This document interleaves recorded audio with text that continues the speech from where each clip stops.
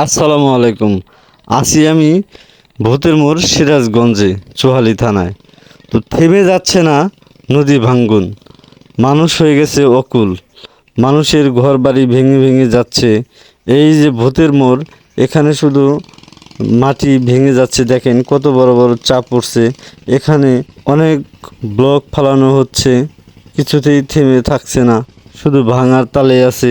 এটা হচ্ছে একেবারেই নিঃস্ব করে দেওয়ার মতো এক যমুনা নদীর তীরে।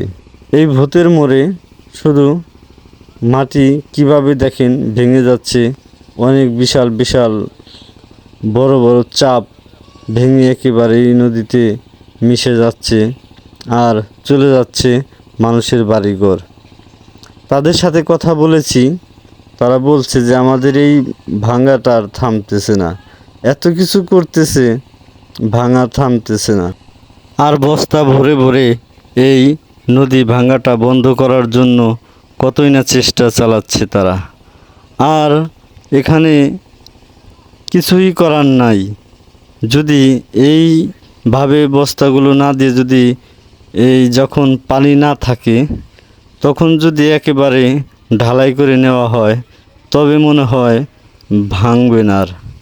এখানকার লোকজনরা আরও বলেছেন, যদি একেবারে মজবুত করে যদি ভাঙ্গনটাকে বন্ধ করা যেত, তাহলে তারা থেকে এখানে শান্তি পেত। আসলেও প্রত্যেক বছরেই যে ভাঙে, এই ভাঙতে ভাঙতে প্রায় এই ভূতের মোড়ের যে বাড়িঘর ছিল বহুত দূরে থেকে ভাঙতে ভাঙতে শুধু চলে আসছে। এমন কোনো বছর নাই যে তাদের এরকম ক্ষতি না হচ্ছে। তো দেখুন কতই চেষ্টা করছে যাতে না ভাঙে। তো আমার কাছে যেটা মনে হয়, এটাকে ওই রকমভাবেই করতে হবে। প্রতি বছরে যে খরচগুলো যায় একত্র করে, এরকমভাবে না করে একেবারে বিদেশে যেভাবে পারগুলো বাঁধা হয় সেইভাবে যদি এই নদীর সাইডগুলো বেঁধে দেওয়া হতো, আমার মনে হয় এগুলো আর ভাঙবে না। তো আপনাদের কি মতামত অবশ্যই কমেন্ট করে জানাবেন। আর যারা এই নদী ভাঙার যে কাজগুলো যারা করছে, তাদেরও অনেক ধন্যবাদ দেওয়ার মতো অনেক কিছুই আছে। আসলেও তারাও তো চেষ্টা কম করছে না। তো কি সুন্দর করে ব্লকগুলো বস্তাগুলো ফালানো হচ্ছে, দেখতেও অনেক ভালো লাগে। আর এখানে যে কষ্টগুলো হচ্ছে, শুধু কষ্ট তাদের জন্যই, এখানে যারা বাড়ি ঘর করে থাকছে তাদেরই এত কষ্ট। এরকম আরও ভিডিও দেখতে চাইলে অবশ্যই বি নিউজ টিভির সাথে থাকুন এবং দেখতে থাকুন।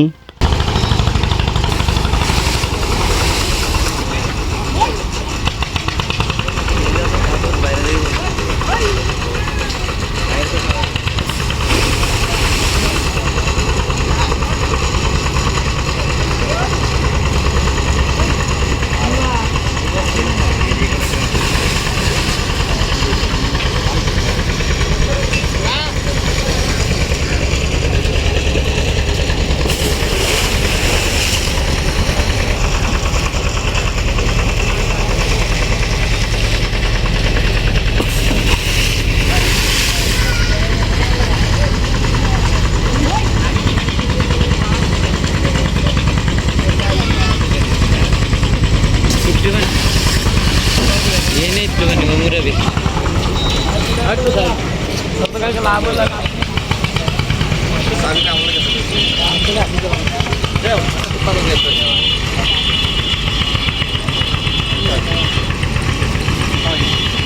Iya.